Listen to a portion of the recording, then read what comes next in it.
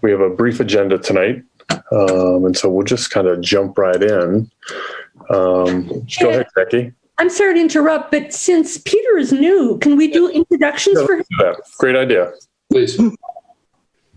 So if you would let me introduce Peter Kameni, who is a freshman student here at OU and a member of the football team, and has agreed to be a part of JPAC at my request, to be quite honest, as for the mayor's office and the underrepresented representative for the city.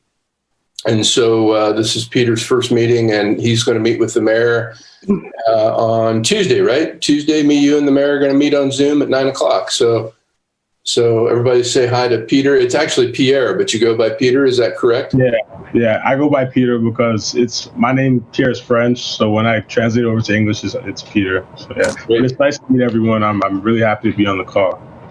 We're happy to have you here. Happy to have you with us, Peter. I'm Tom Powell. You know that, and we've met before, and we'll meet again. So I'm going to call on people. I can see the screen, so I'm going to call on folks to introduce themselves. Peter, if you want to give us a little background about where home is for you and how you got to Ohio University, that'd be really helpful. So I'm from Canada, from Toronto, a little city called Milton. My parents, they immigrated from Cameroon, and then we moved in about 2007.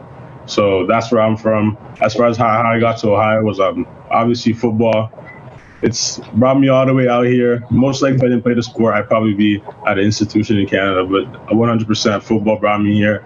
I'm a cousin on the football team, so that also intrigued me. And really the number one thing for me was Ohio and Athens. It felt like home. So when I got here, it reminded me a lot of my home. So that's how I got to Ohio. Great. Thanks for sharing with us.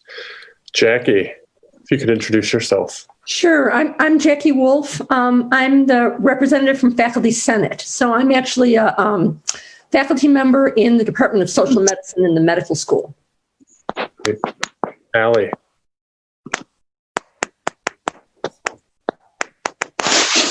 Okay, I'm unmuted now. I'm Allie Rapley. I'm a realtor with the Athens Real Estate Company, and my purpose is liaison between landlords and property managers and the JPAC. Great. Andrew Chicky. Hi, good evening. My name is Andrew Chicky. I'm the Deputy Service Safety Director for the City of Athens, so I work in the mayor's office. Welcome. Josh, you're next. Okay. I am Josh Thomas. I own Brennan's Coffee Cafe up on Court Street, and I am the uptown representative for JPAC. Great. Karen Dawn, you're next on my screen. Hello, I am retired arts and sciences and soon to be retired neighborhood associate for JPAC. So this is my last meeting. Sad. Karen. Andrew Powers, Chief Powers. You're muted. Yes, my computer was smarter than I am, and it popped up and told me that I was muted when I started talking. I've never had that happen before. I'm the Chief of Police at Ohio University. Kim Castor, you're next on my screen. Hi, good evening. My name is Kim Castor. I am Director of the Survivor Advocacy Program on campus. Molly, you're up.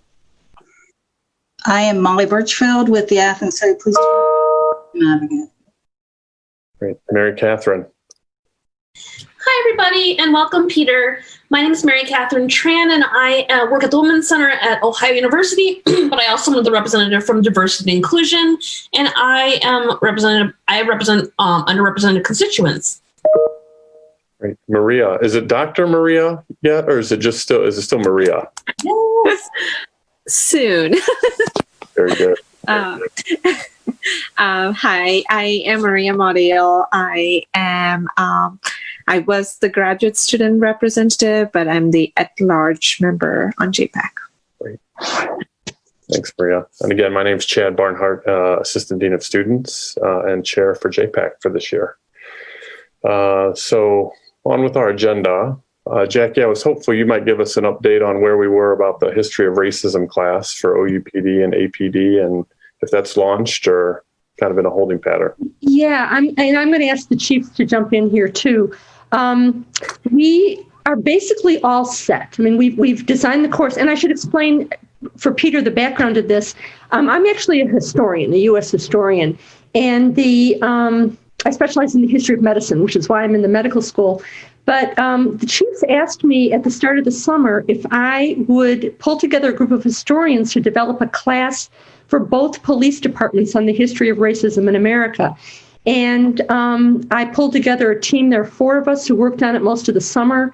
And the class is pretty close to being complete. In fact, we were set to fly on July 27th. We had a whole schedule placed out. We were all ready to go. And then now I will ask the chiefs to explain. We've actually ended up postponing it indefinitely, although guarantees from both of the chiefs that this class will be delivered and all police officers will be required to take it. But perhaps if you two could explain why we postponed. From my perspective, it's because I didn't feel that we could, the course delivery would be as impactful if we did it by remote versus doing it in person. I think it's too easy when you're connected remotely to be distracted by other things and not necessarily engage, whereas in person, I think that's a lot more difficult. And I think it would be a better, more beneficial experience for the officers and for us in terms of getting our bang for the buck, if you want to coin a phrase, so to speak. Yeah, so our desire all along has been to have in-person instruction. And we were slated to start this instruction Monday, 2 weeks ago, I think, the 24th of July. And that was pretty much right in the center of the huge spike that the county realized with COVID-19. And we shifted to a red county very soon after we made the call to postpone. And I had at the time one positive case for a police department employee and about 7 secondary exposures who were all quarantined for a period of time that would have run right into that. And so we would have had significant risk putting Athens police officers in a room together at that point. So I called Jackie and we made the decision to postpone. So now we're just kind of waiting to see. Things have certainly settled down, but now we need to wait and see probably what happens at the beginning of the school year. And but we're still 100% behind it. You know, we asked for this and we want it. It's just a matter of when can we do it and in person and safely. Yeah. And just so everyone knows, we're all, the 4 of us who designed the class and are ready to deliver it, we're super excited about it. And we're ready to go whenever necessary. We're going to need a little bit of notice, especially with the school year starting. So probably we can't get to it until, my guess is, either spring semester or next summer. That is our best guess. Do you guys know who will be teaching these classes? Like, is it anyone specialized, or do you guys have any idea of that sort? Yeah, the 4 people who are teaching it are all U.S. historians. We're all either tenured in the history department or affiliated with the history department. And our specialties are, one of us is a 19th century historian specializing in the Civil War. Another is a historian who's actually in African American studies, who specializes in African American labor history. Another one specializes in gender in the 20th century, and I specialize in the history of medicine. So I'm going to tie in all the contemporary stuff with COVID-19 and racial disparities and kind of the history of racism in medicine, and tie that in as well with mass incarceration. So that's the team. And there was some talk, right, Jackie, that it might be open at a future time to both JPAC members and maybe even more broadly. we've had an invitation from the Ping Center to actually deliver it there and have it be videotaped. So at that point, it would be open to the public. They're hoping that we do it for grade school and high school teachers, history teachers, to kind of help them learn how to discuss racism in the classroom with grade school and high schoolers. But at that point, we were also thinking, why not open it up to the public? So yes, there's a plan to do that, but we do not want to do it until we've done the course for the police department. Yeah. Great. Any questions about the history of racism class? Yeah, I have one more question. Have you guys designed a manual or a teach book or anything or any sort? Like, you guys have that figured out? Because I know history is often taught the wrong way. Black history is often mistaught, and kids are miseducated. So, just to, if you guys have fact check things or anything like that. I hear you. But let me assure you, this is a team of people who have studied race, written about race, researched race, all four of us, and incorporated that into our scholarship and our teaching for decades. So there is absolute expertise and recognition there of exactly what you're talking about. So it really, believe me, this course was designed and put together with that at the forefront of our minds. So we have a whole lot of expertise among the four of us. It's a great question. And it's a question everyone should always ask, really. Anything else related to the class? Okay. Our second agenda item was related to city mask ordinance, implementation, policing, and the two might kind of go together. 2 and 3 might sort of go together, which was off-campus concerns, gathering limitations, kind of all things COVID, masks, and enforcement. I think the general question to perhaps our chiefs is, how is it being policed? What is happening in terms of the city? What might happen in terms of university once classes begin? Although remote, I would expect that more people would be on campus. And so interested in your thoughts about that, or certainly, yeah. So just briefly, the law was written to be an administrative violation, not a criminal violation. So unless the county is declared a red county, there's no criminal enforcement of the mask ordinance. It's civil, and it's exclusively complaint-based. So you may see police officers walking up down the street one day and passing by people who are violating the law and don't have masks on, and they're not taking enforcement action. And that's because that's how the law was written. It was designed to be specifically complaint-based. We log all the complaints, and we do get them not on the scale that you would expect. We will get complaints through social media for things that happened 2 or 3 days ago that we can do nothing about. And so there's a significant delay sometimes in the complaints. We do get pretty regular complaints on the gatherings over 10, but there are a lot of loopholes in that director of health order. Now that would be a criminal enforceable violation. And we do that. We are patrolling actively for those violations. However, there are some loopholes in that order and in that law. And so a lot of times we'll get complaints, and people, in fact, I saw one just the other day where people say the police department's not doing a thing about it. And that's just simply not true. We patrol every night. We log those patrols. And we get out and speak. We don't wait for complaints, but we certainly answer complaints if we get them. And so occasionally we do. But like I said, the majority of those complaints are, I saw this last weekend. Why aren't you doing anything about it? Well, we need those complaints to be more timely, like a noise complaint or something like that. But we are doing enforcement, and it's all logged. So there's a lot of nuance to it.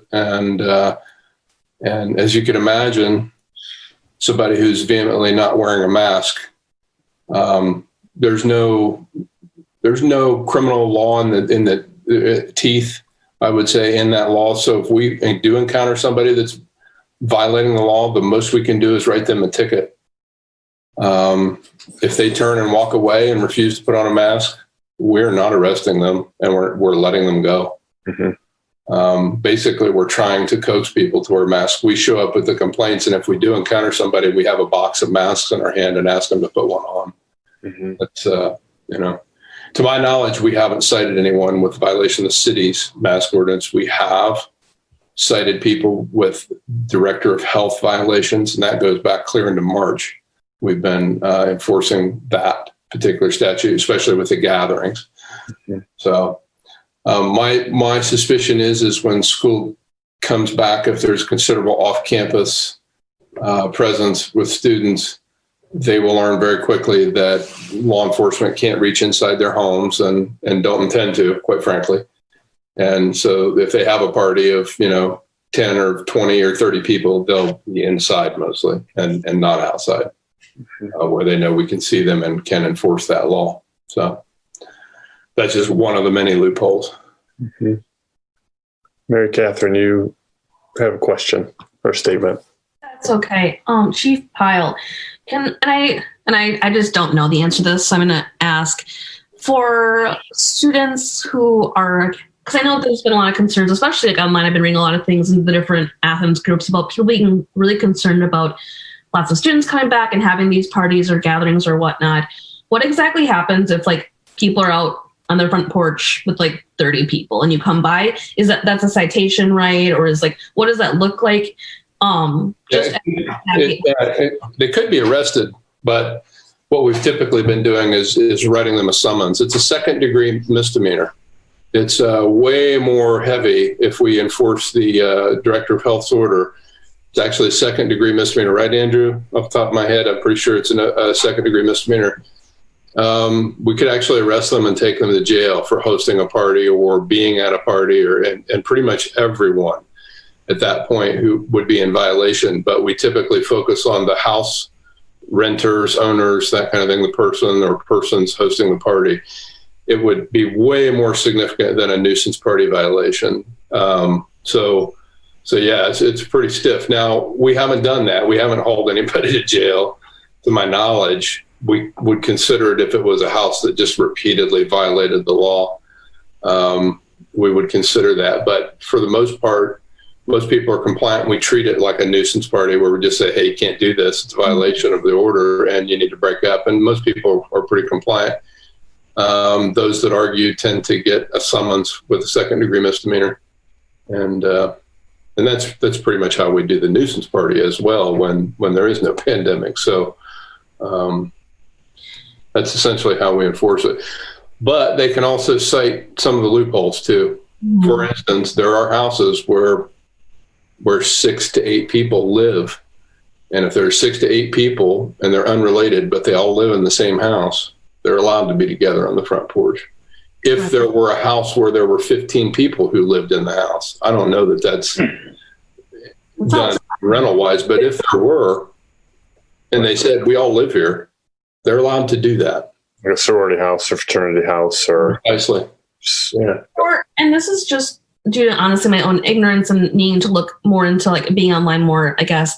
Is there, with like students coming back, are there social media campaigns or posters or something so students have a clear idea of exactly what's going to happen if, because I need to share those out to my students and things as likewise, but I'm just curious as to how we're making students know that it's a very serious situation. Yeah. So basically we're doing it as we're actively patrolling. We speak with students and, walk up and basically say, hey, you got to break this up and here's the law. And, this is what you need to do to avoid it and that kind of thing. We don't have, for the gatherings, we don't have a specific PR campaign. The masks, we definitely do. You should see mask posters all over town right now, pretty much every business. All of our big belly trash compactors on the street. There's banners over Court Street, billboards leading into Athens that basically all say masks are required by city ordinance. So, yeah. And we could probably put something together, but my guess is it would be way more effective as we go just to socialize this, from officers to students when they encounter any issues. Thank you. Sure. Josh. Well, I was just going to throw in that I know, like from our perspective in Uptown, we've already talked to Brennan and talked to a couple other business owners. So you're going to see tweets from us like crazy.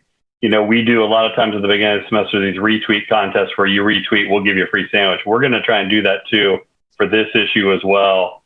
You know, kind of just let the students know this is in their hands. It really is.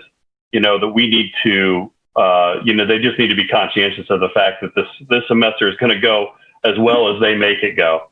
And if everybody comes back and can do their best, it's going to be a good semester. And we're going to try and push that out as much as we can. One other thing too that I know my wife has been speaking with some people in the city and try and push too is I think in the next week or so we need to really try and focus on a campaign or just an awareness with people that live in the city. That, you know, even though the dorms are not reopening, we're going to have a move-in around August 15th, 16th that weekend. There's going to be a move-in of students, whether anybody likes it or not, whether you want it or not, it's coming. So sort of a campaign along the lines of if you live in Athens and you want to go to the grocery store, if you want to let's as a town get ourselves organized too to say, let's all get there and do our stuff first. And then when these students move in, then they can get to the grocery stores and do this stuff. I'm on a committee with a person at Kroger right now, and they said, man, we would love that if the city and every committee, these committees, any of us that are out talking to people can say, look, the move-in is coming. Whether you like it or not, there's going to be students moving back. Let's get organized. And as a town, we do our grocery shopping the week before, then let them do their grocery shopping. Then we're not having all the cross contact also. So that's just something, you know, from a social media standpoint, from just an awareness standpoint of just getting it out there to both groups, not just students, but also people that live here. We can make this work if we all work together and think about it a little bit. So that's just something I know that we're going to try and do from our end in the Uptown area is start preaching to our employees and everybody like, hey, look, if you handle this right, it'll work. My only question is, what type of a partnership are we going to have with OUPD? Because I would assume, Andrew, I would assume you guys are, I mean, if you're not going to have as many students on campus, your load is probably a little lighter. Is there going to be a partnership where you can be driving through the neighborhoods as well? You know, I assume, but I just was kind of curious how, you know, what the plan was there for that. Yeah, Chief Paul and I haven't had a chance to connect here. Actually, we were just bemoaning that just before the meeting. But that's certainly something that we'll talk about and have a plan for. We did that a little bit in the spring, and we're certainly more than willing to do that the fall. Yeah, I just seem to most people I talk to say, you know, I don't even think it's necessarily a matter of having to be out writing tickets or that. It's just the presence, you know. I think if the students see the, I call it the green coats from way back in Halloween. You know, back in the day during Halloween, we would always have the green coats walking around, a lot of university people. And all it did was just straighten a few people up. You'd be walking along and see somebody look a little more official and you straightened up your behavior for 5-10 minutes, right? You know, and then you went about your day.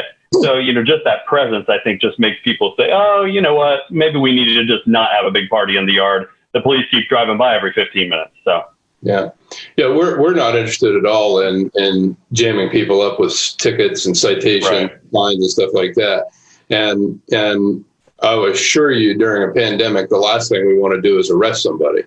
You know, that's not good for anybody. And so you know, ours is going to be more of an informational campaign. You know, we're gonna be all about carrots, not sticks. You know. Mm-hmm. Cool. So,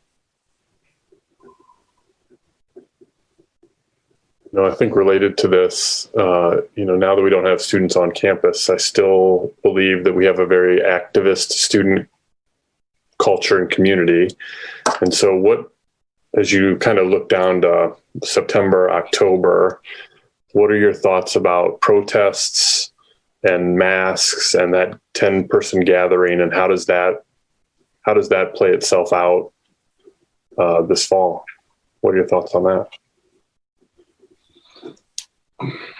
Well, the governor's order on mass gatherings explicitly exempts gatherings that are First Amendment organizations or gatherings. So arguably any gathering is protected by the First Amendment, the freedom to assemble. But I think the governor's order, the health director's order specifically was aimed at not using that order to squelch protest or dissent or freedom of expression. And so certainly we're not interested in squelching free expression either, or preventing people from protesting if that's what they choose to do. We certainly would encourage them to do it safely and to practice social distancing, to wear masks. I don't believe that the governor's order, mask wearing, the statewide mask order that the governor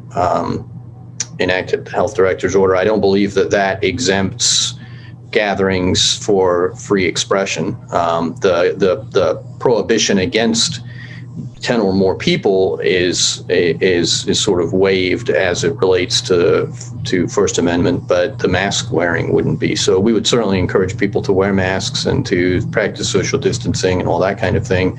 But there's certainly nothing in the health director's order that would preclude people from gathering and protesting.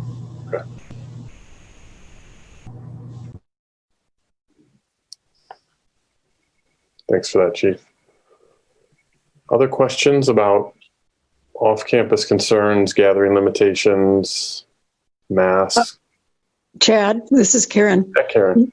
Hey, I thought back a month or so ago, there was an article in the paper about students signing some kind of a promissory note, so to speak, as faithful Bobcats, that they would live up to the expectations of the pandemic. Do you know anything about that? The pledge has been drafted. That's okay. All right. How is it going to be carried out? That's an excellent question. Okay.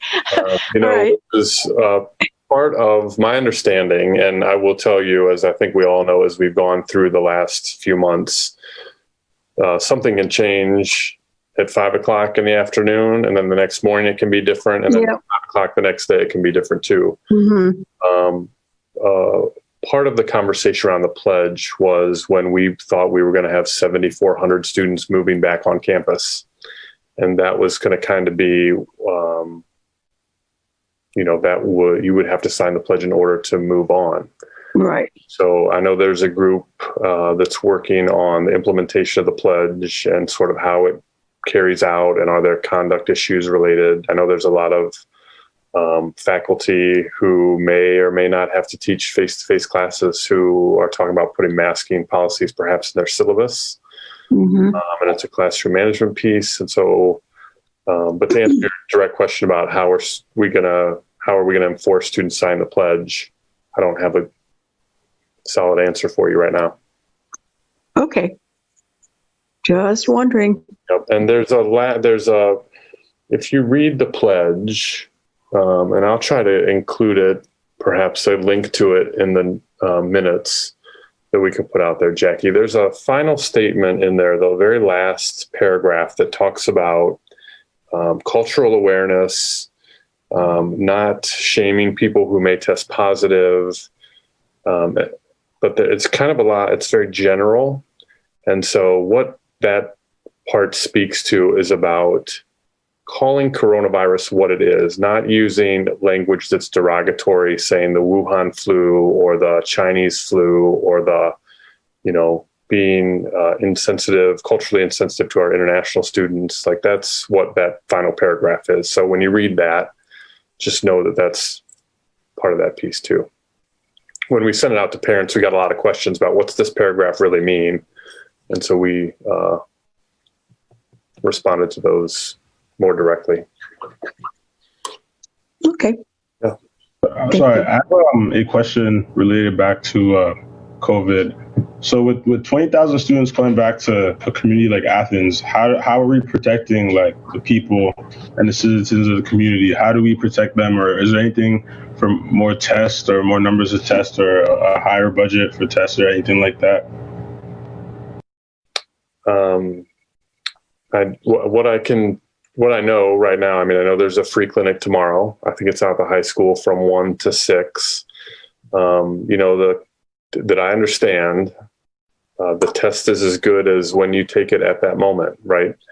There were a lot of parents who asked questions, well, you should test every student before they come to campus. But the reality is you can not have it for the test, and then the next day you could test positive.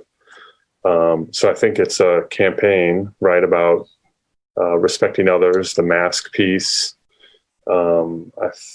I know that there's a lot of precautions being taken related to students who are living in the residence halls, like yourself, students who will be on campus because it's necessary for them to complete their degree, whether that be in a lab, not like your regular chemistry 1010 lab, but a higher lab. It may be College of Fine Arts students who have to take a ceramics class. And so I think there's a lot of information out there. What I don't know is that how far its reach has been and what the push has been related to all the precautions that are taking place. So just a little background information, Peter, if I might. I think probably the high estimate for August 24th and that time frame for return is about 5,000 or 6,000 students, actually. And I would venture to say a couple thousand of those students are already in town.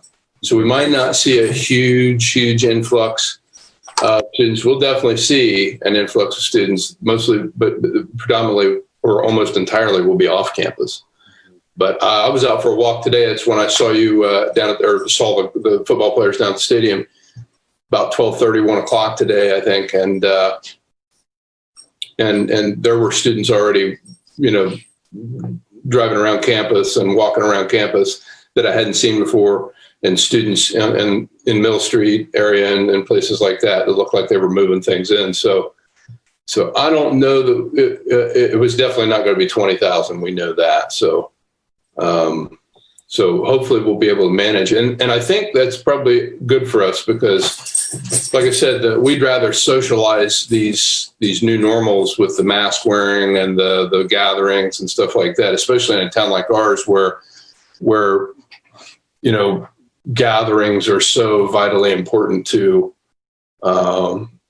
socialization, I guess, and everything that happens in Athens is based on gatherings of people, all the businesses and the shopping and the economy and the schooling and the after hour stuff, and so it'll be a smaller group. I guess what I'm saying, a smaller group is it will be easier to socialize these new normals, and then as more people come in slowly over the course of weeks or months, if that's what happens, they'll learn from a much larger, group of folks that have already been in town what the new normal is. And so the students that are here from the get-go will help us, I think, socialize the new normals in town. So I think it'll help us, quite frankly.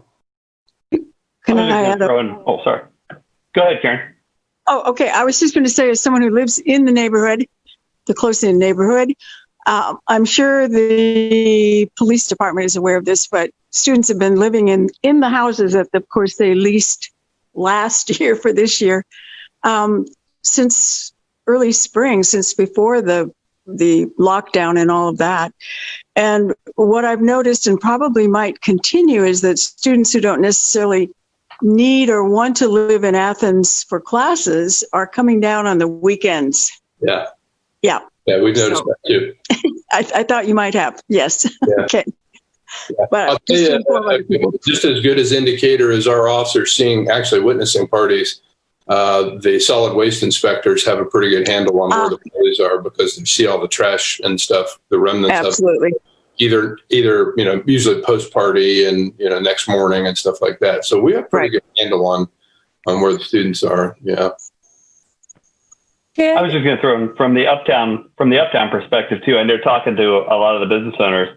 We all July 4th, in one sense, people say that ruined us, but actually, it was great. I think it's a good thing for us because we learned a lot from it. I agree. Because what was happening the week before July 4th is we were all let our guard down.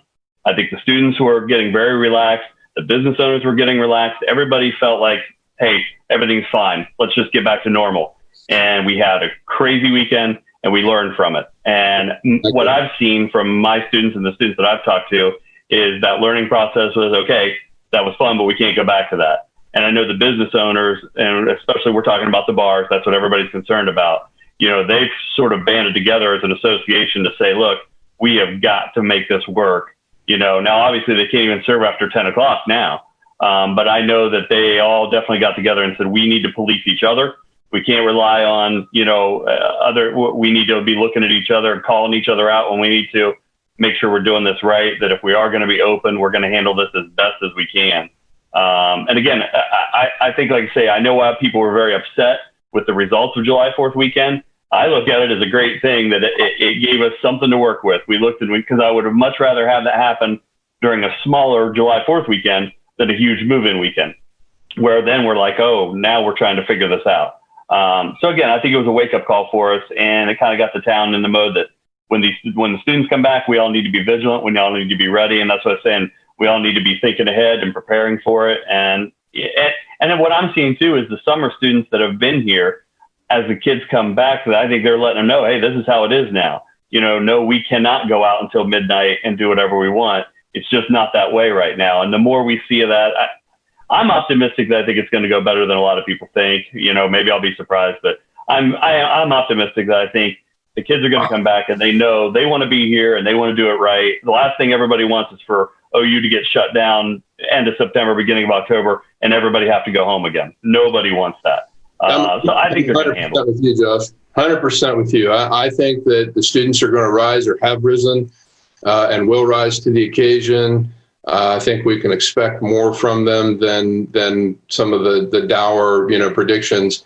And, it's just, I think you're 100% right about July. It was a great learning opportunity. Yeah, there was some damage from it, but we'll recover from that. And so I think that it's going to go much better than expected. And I'll be really surprised if you and I are wrong on that. The challenge is just going to be, we talk about this all the time, it's going to be not getting caught up in the social media storm of there was this one party on Mill Street, and then that turns into, well, look at the students are doing how bad everything is. Right. Meanwhile, every other house on Mill Street was fine, because there's going to be one. There's always going to be one. There's always going to be something. But, there's going to be one bar that's going to have a problem one night. But if all the others are handling it well, just getting that message out there that, look, yeah, there was one problem, but the other 24 places were great, whatever it is. So. We actually experienced that. We got for 3 weeks straight complaint about one party that had happened 4 weeks prior. And it was just used, it was a picture that kept recirculating on social media as, oh, this just happened last night. This just happened the night before. And it was the exact same party. It was the exact same incident. And every week it just kept coming up. So I think you're 100% right about that. We just have to endure that, Mm-hmm. Can I go back? Seems like a good time to circle back to what Peter said, though. All the public health officials say that testing is absolutely essential. And so I don't, it bothers me that the university doesn't have a plan in place to do regular testing. There should be an absolute written up plan. So anyway, I just, we can't just count on people's goodwill and behavior here. We have to count on some kind of public health infrastructure, which I think testing's the very basis of that. From what I had heard, and this again is a week ago, Jackie, is that Ohio Health and their access to acquiring tests here is limited. Mm-hmm. And so if you have symptoms, you should self-isolate. If they just not every, there's a question here, right? A public health question. Should everyone who wants a test get a test? Does everyone need a test? I don't know the answer to that question. Yeah, Chad is 100% right. There is a limit on capacity, not because we're rural. Just I think it's statewide. There is a limit that we have regular meetings on this. Department of Health kind of is leading the charge on testing. They'd like to have 7 more pop-up, free sites, and I think they've only been able to arrange 3 because of test availability and things like that. So. I think Ohio University has been working really closely with the Department of Health on this. Yep. Trying to get more. It's not like the university can leverage, university resources to get more than what has been allotted, I guess, to ODH. So yeah, I think we're stuck at the mercy of availability, really. Yep. And I know, Jackie, that Ken Johnson and Joe Harris were running a public health operations group that met weekly, and I think that has dissolved, and there's another committee that's implementing their recommendations. I think CVS is still doing free testing for anybody. You don't have to be referred by a doctor. Is that the test where you have to give it to yourself, Molly? I believe so, because it's in the drive-through. Yeah.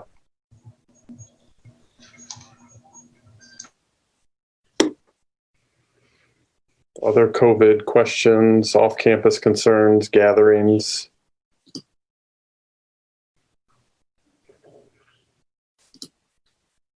Nope. Okay. Any general discussion? Anybody have anything they want to share, or do we, Allie?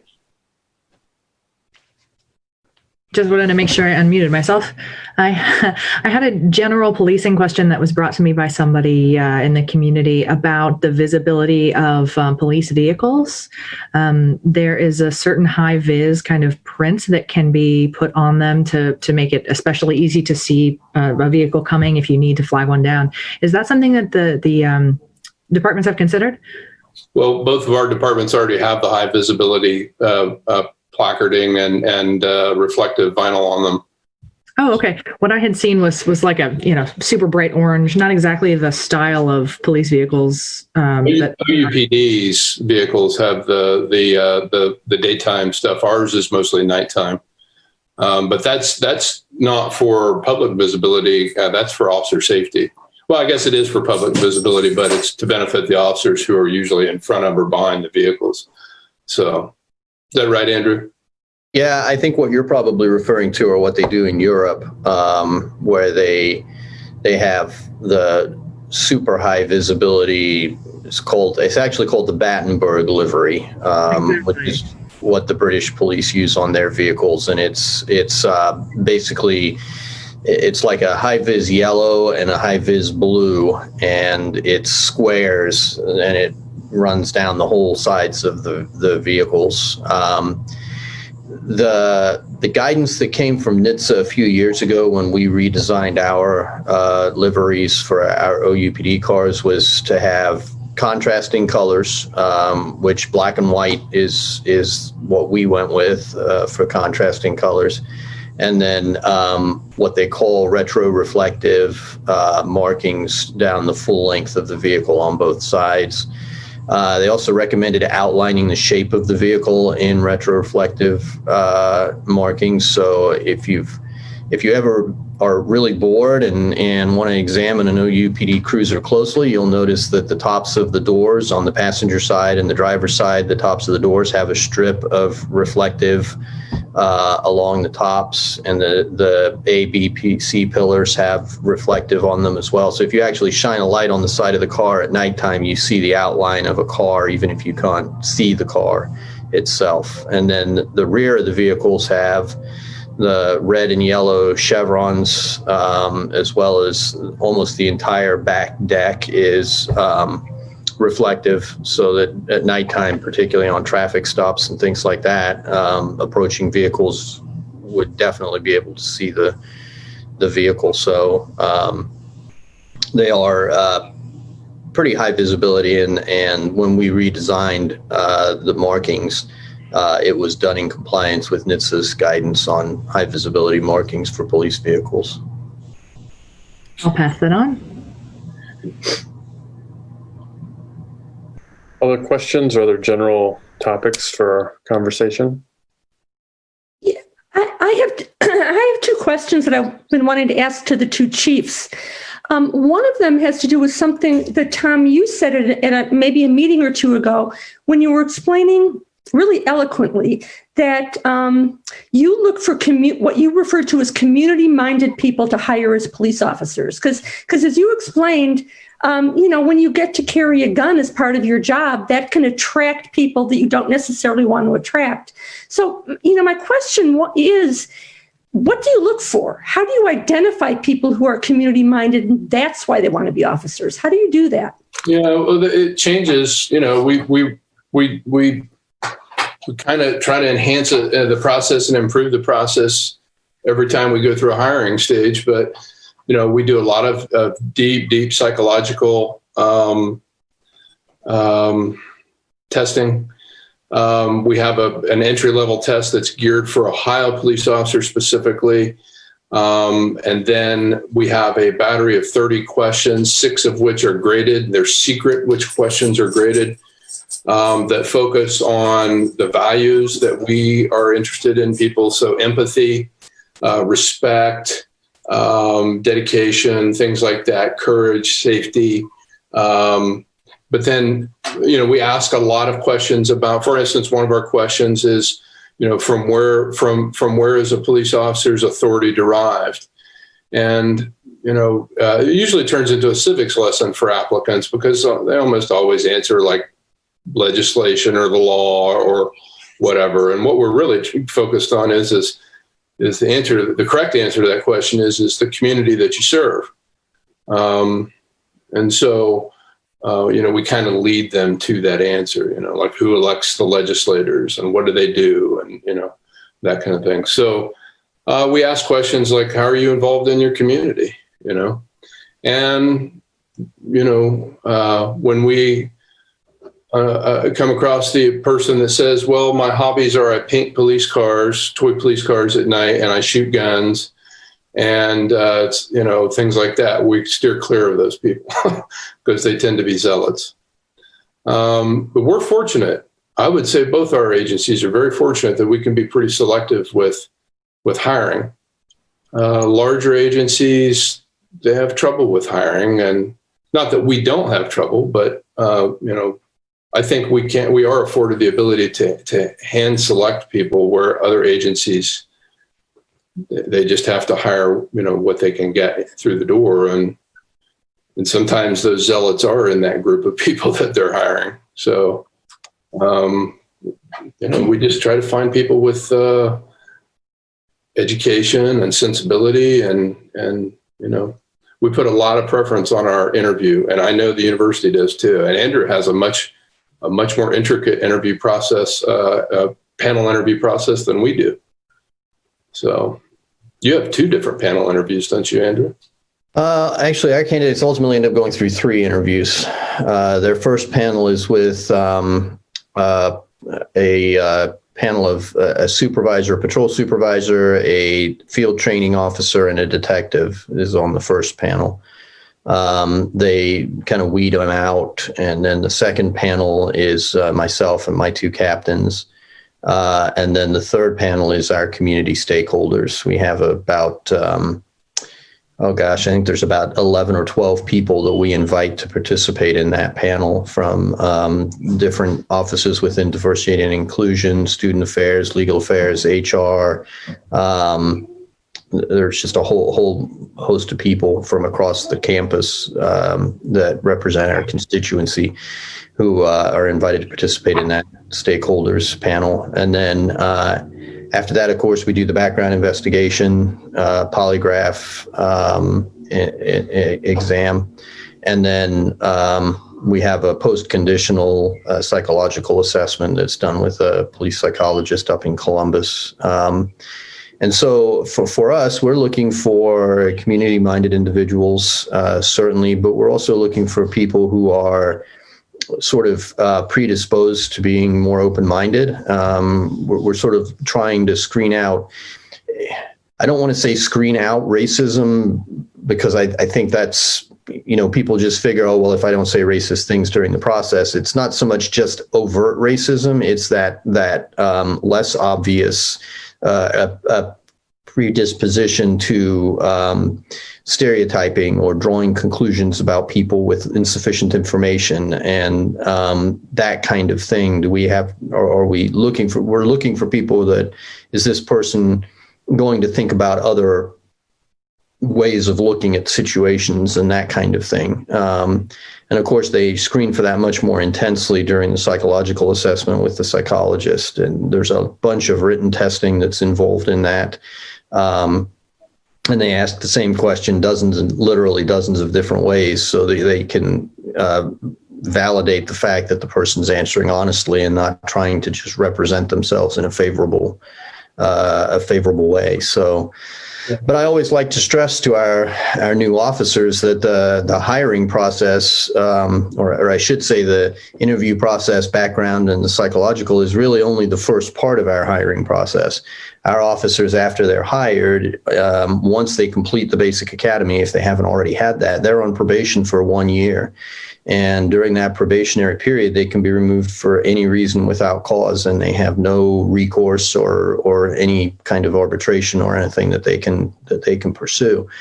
And so they spend 12 weeks, I think, in field training, where they're further being trained and evaluated, and then they get turned loose on their own, but they're under close supervision for that first year. And so all of that is, I consider, to be part of our hiring process. You really haven't become a true police officer at OUPD until you've completed probation. So we spend a lot of time screening and watching carefully and making sure that our folks are the kind of people that we want policing our community. Absolutely. Basically, our hiring process mirrors theirs without the community panel, which we really haven't implemented something like that. But Andrew would attest. 6 months ago, I reached out to him and asked him questions about how they put that panel together. Interested in doing the same for us, if we can. And police hiring, don't know if we could just pull somebody off the street and say, "Hey, we want you to be on the panel." There'd probably be some training involved. Questions you can ask, questions you can't, things like that. I always ask the question because I get the final say along with the service safety director. And since I'm serving as both right now, it's kind of like anybody hired while I'm doing this pretty much has to get past me. And so I always ask, the first question I ask when I'm like the final step is I ask applicants, do you see the world in like the rules of the world as black and white or in shades of gray? And if anybody says, "Oh, black and white for me," it's like this is the rule and you follow it and that's just the way it is, they do not get hired. I just do not hire people like that. Inflexible people do not make good cops. So. Yeah, I will say that hiring police officers is more of an art than a science. After doing it for 30 years and having the opportunity to see how people have performed in an interview and how that's actually played out in after they've been hired and sort of tracking that success rate.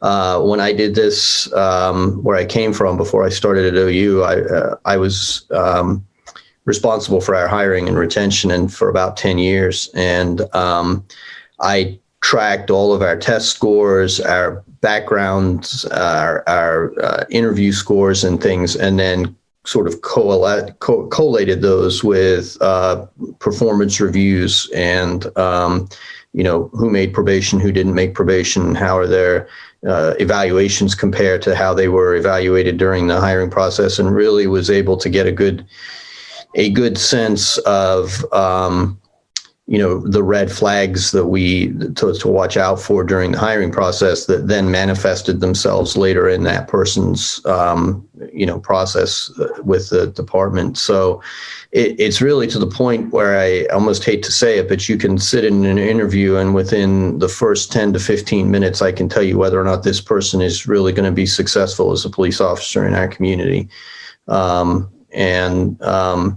You can just, the right questions to ask, the answers. I won't say the answers that you're looking for because it's not really what they say, it's how they get to the answer that I think is most important.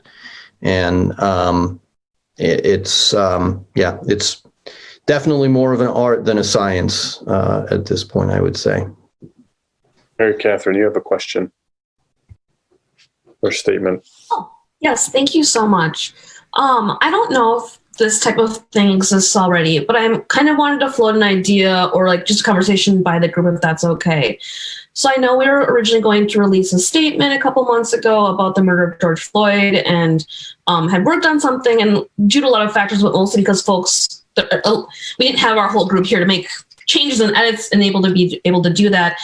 I'm wondering if it's possible for us, in consideration that students are coming back, the national dialogue is there's still a lot happening, and students are wondering how the PDs play into their life, especially their experience, whether that's even for students who are in town as they come back and work online, or folks in the dorms or residence halls, sorry.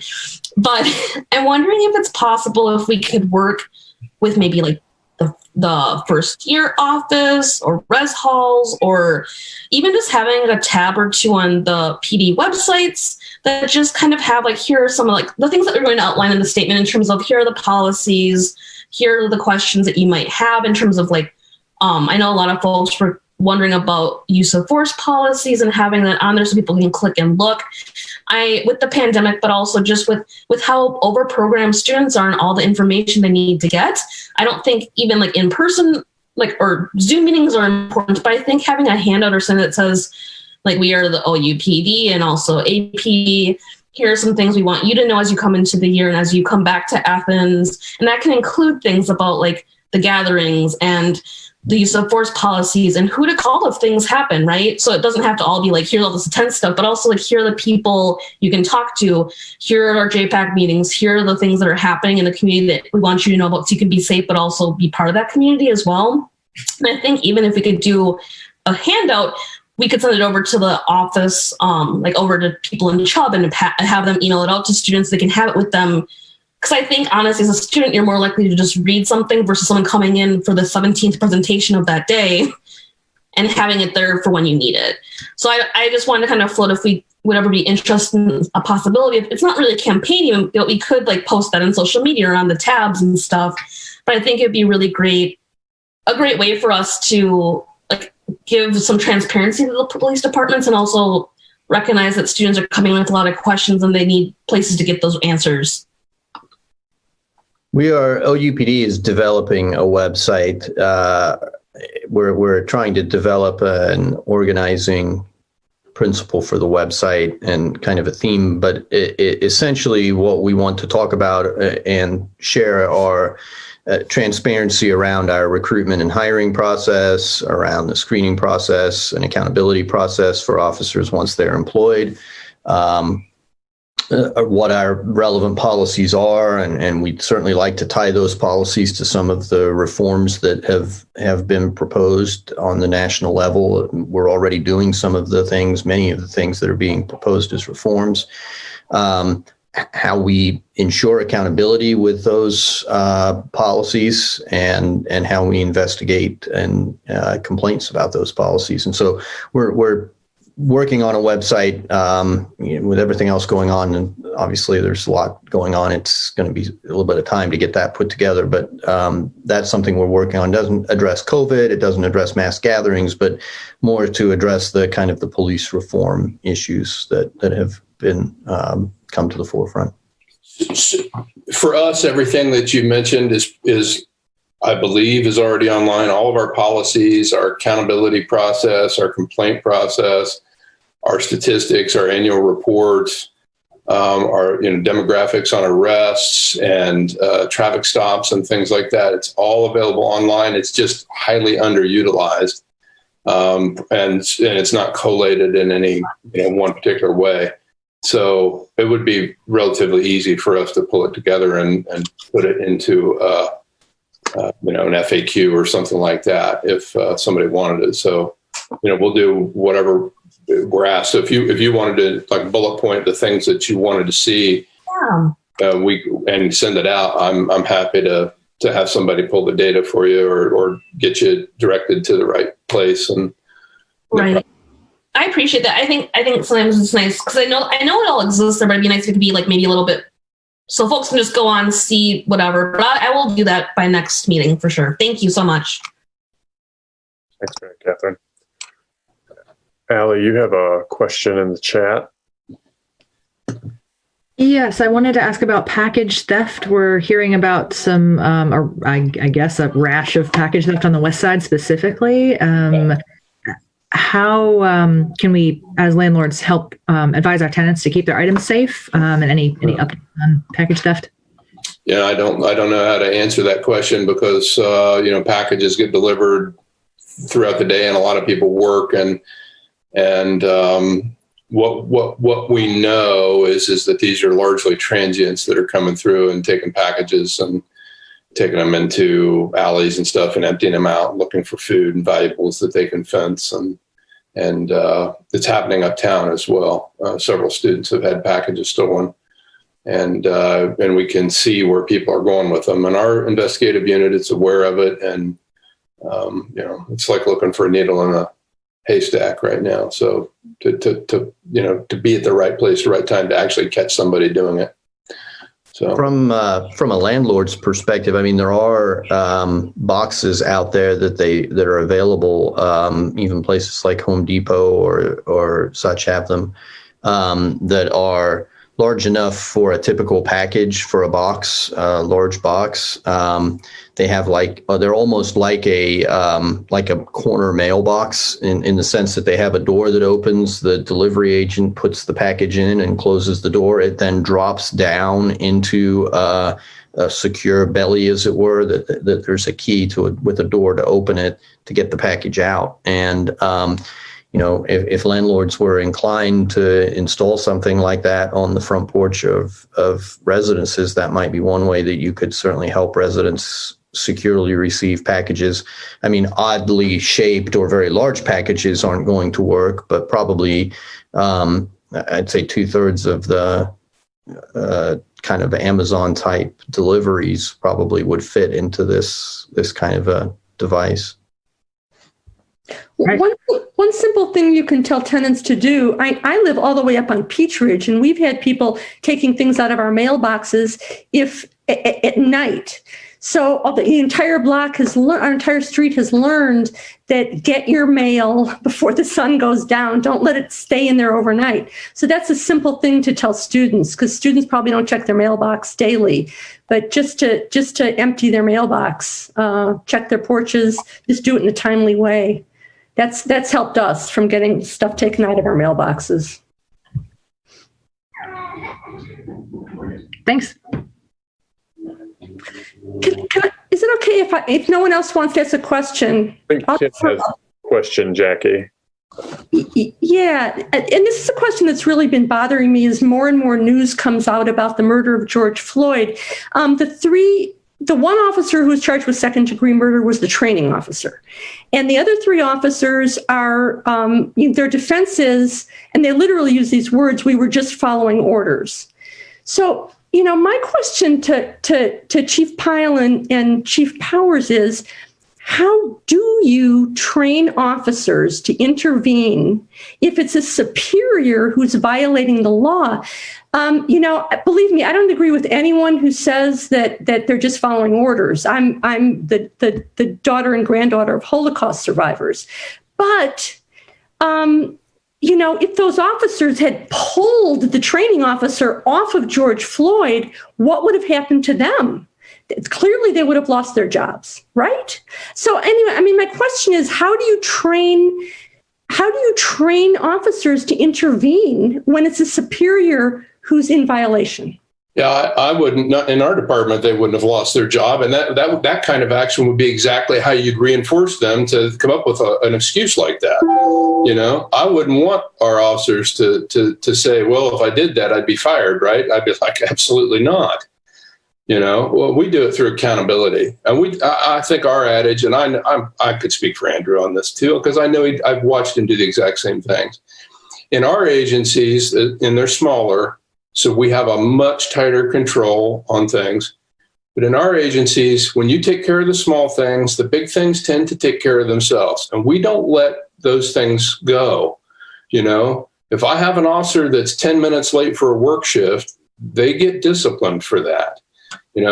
If I have an officer that fails to turn in a report in a timely manner, they get disciplined for that. If I have an officer that's dishonest in an investigation, they get fired for that. You know?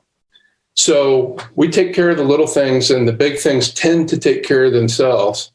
That's not to say that it can't happen, but I think the worst thing that agencies can do is fire officers who do take action when they see somebody stepping out of line, and it sends that kind of message that this is what happens if you don't toe the line. And I just think it's wrong 100% down the line.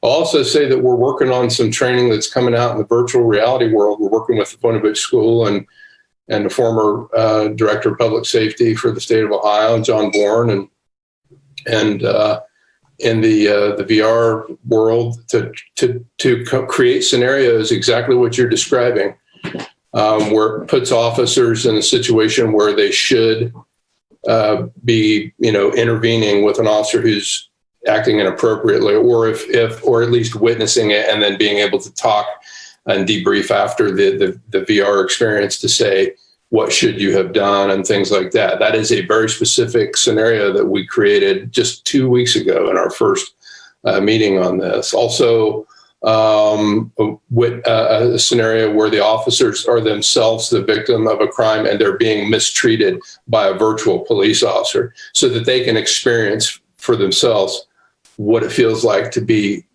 treated in an ill-mannered way by a gruff and rude police officer.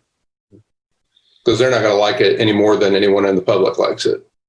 So we think it's it's an important training opportunity for them to have, and so we're developing that.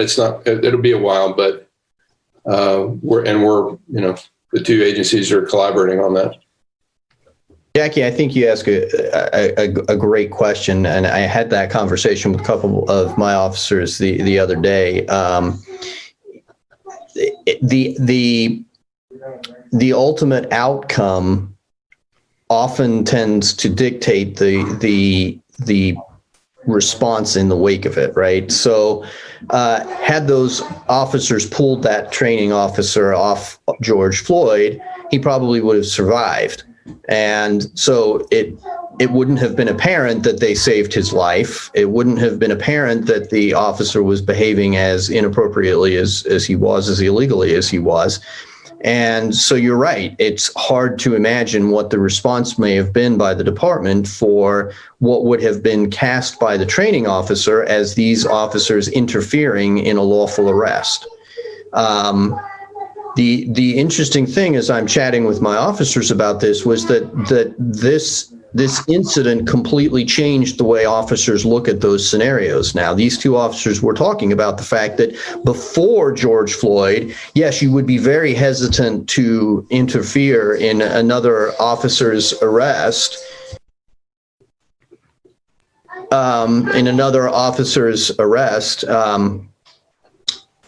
Because you assume that they're doing the right thing, that they're properly managing it, etc. But now, after George Floyd, the officers say you're looking at it in a very different lens. And,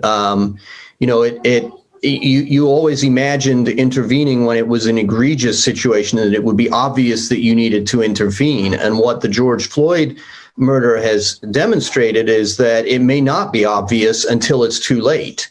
And therefore, you've got to intervene sooner. I mean, we've had a policy on the books at OUPD for years now, requiring a duty to intercede if an officer is doing something that is illegal,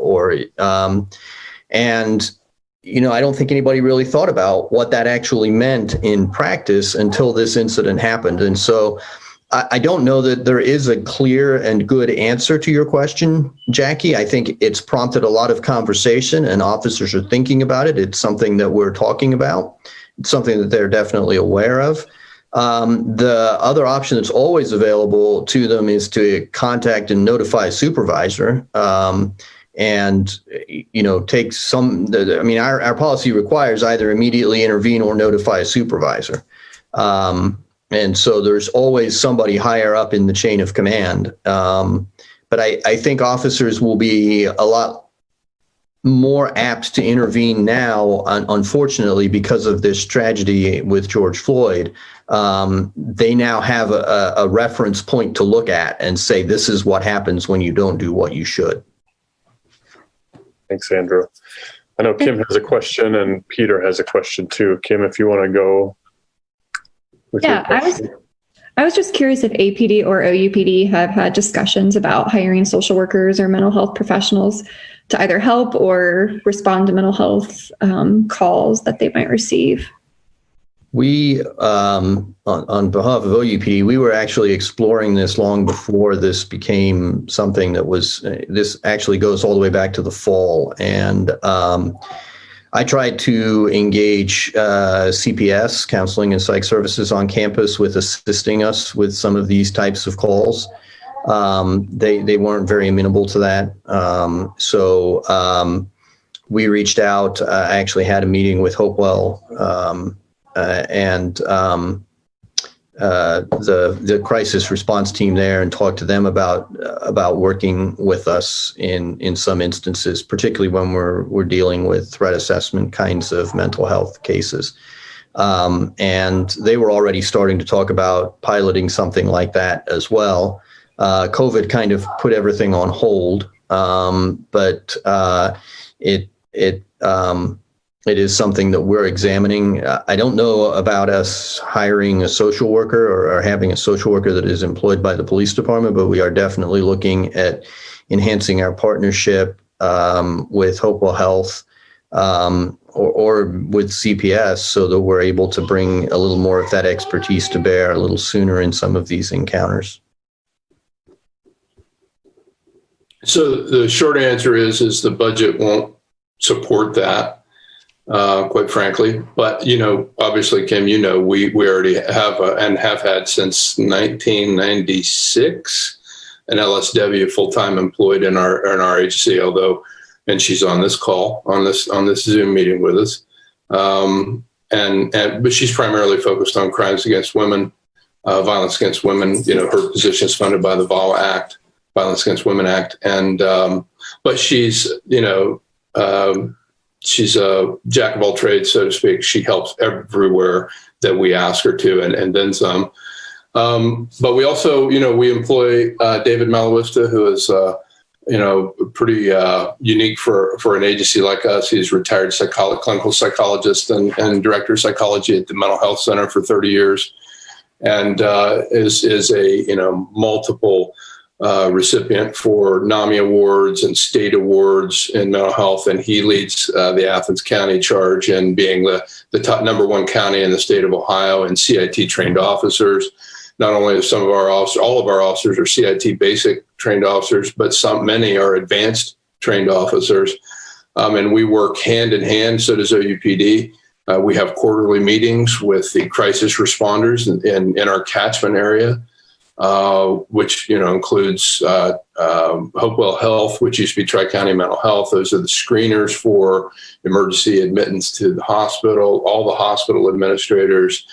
We have just a phenomenal response to mental health crises in the city and on campus, in my opinion. And so I would simply back that, we would consider it, and funding's an issue, but I'd also look at need. Because I think probably because of the proximity of the mental health center and the history of it being here in the city of Athens, by virtue of necessity, our police departments have been heavily trained and heavily steeped in providing assistance and not simply reacting in a law enforcement way to mental health crises. I think the record speaks for itself, quite frankly. Thanks, Tom. Peter, you had a question, or a couple questions there. Yeah, just for the previous question, have you guys thought about Black mental health workers and Black social workers? Because we do see that a lot of Black kids do grow up different and need a different type of care as other kids in the area. So that's just one question. I have another one after that.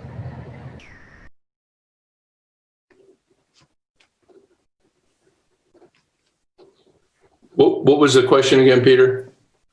just having a more like people of color as mental health workers and Black mental health workers, because the minority do grow up different than the white kids in the area, I should say. Yeah. That would be something out of our control, but certainly something we would advocate for.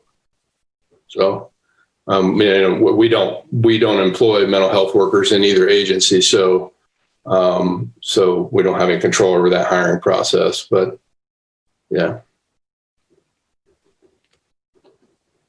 And the second one was for both Chief Powell and Chief Powers. Also, when you guys hire, or even the officers you have currently on staff, do you guys make it important for them to realize that the police system is flawed and realize that there is a racist issue within the police system? Is that something you guys make apparent to them? Is that something you guys value in the hiring process or even with current officers? I think it is. I think that that the role of policing in broader society and how that disparately impacts different populations is part of what we talk about during the hiring process, part of what we look at when I talked about looking for people that are open-minded and that have different ways of looking at the world. I think it's important to find people that have the ability and the capacity to see things from other perspectives and to recognize, kind of look at issues all the way around through 360 degrees. And we have a lot of conversations that take place, informal conversations that take place in shift briefing and roll call and things like that. And particularly with national events as they are, it certainly spurs a lot of conversation. And I think that officers recognize that we are part of a system, that there's a need for broad reform across the spectrum of society. I think that a lot of attention is focused on the police, but I don't think it's I think it's a very complicated issue when it comes to that. There's a lot of responsibilities that have been shifted to the police over the years that perhaps were never well suited for the police to handle in the first place. And so here we are trying to do things that we've been tasked with doing without the proper resources to be doing them, or without the right training to be doing them, and then also being criticized when we don't do them well. And so I think there's a broader issue that we need to look at as a society, and the police are part of that. And that's definitely conversation that occurs and has occurred in my department. Yeah, I would add to that that's precisely the kind of, we wanted to formalize that in this training that we had to postpone. I mean, that was, if Jackie will tell you, our request was we want a course on the history of racism with a specific focus, when possible, on the history of law enforcement, or the role of law enforcement in that history of racism. So yes to all your questions on that and more.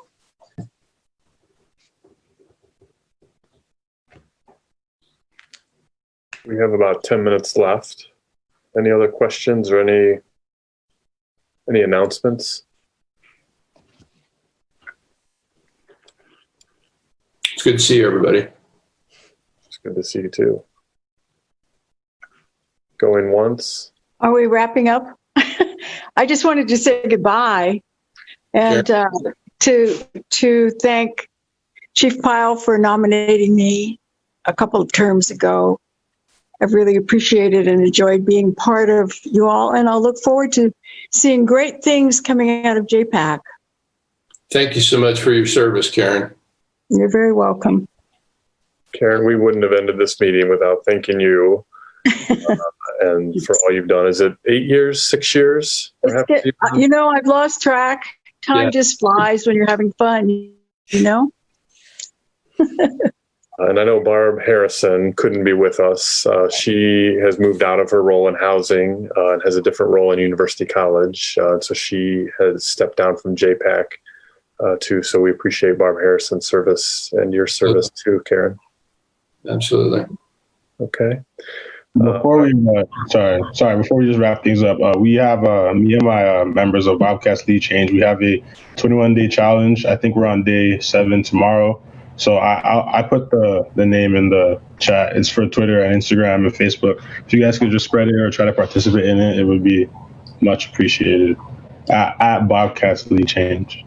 What's that, Peter? Would you repeat that 21-day challenge for what? Yeah, it's a 21-day challenge to basically encourage people to educate themselves about racism in America. It's every single day there's a new topic. There's podcasts, books, just little articles, movies to encourage people to educate themselves and learn about justice reform and racism in America. So, yeah, it's.